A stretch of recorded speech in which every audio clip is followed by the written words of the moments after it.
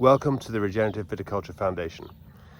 The aim of the foundation is to research, build evidence and experience as to how we can increase biodiversity in vineyards, build healthy, living soils, sequester carbon from the atmosphere and do our bit to reverse climate change, and ultimately leave our vineyards and this planet in a better state for the next generation.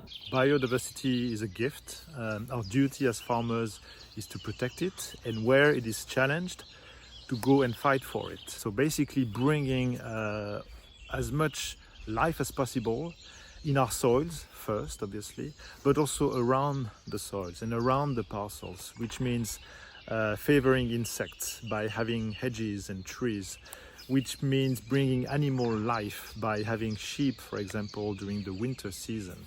And essentially by bringing all those elements, all this life around the vineyard so that it's not a monoculture, but that it is part of a broader ecosystem. When we observe nature, we can see that we'll never find bare soil, for example, and therefore we should not have bare soil in the vineyard either.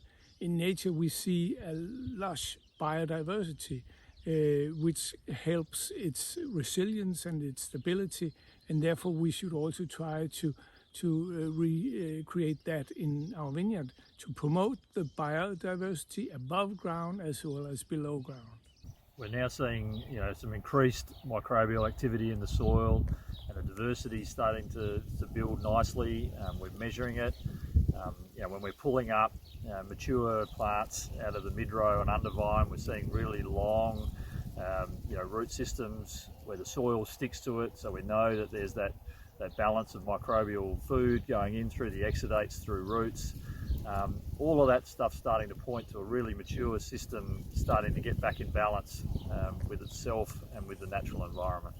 Around 2 billion hectares of land on this planet are seriously degraded. That's twice the size of China, and that's driving species to extinction and intensifying climate change.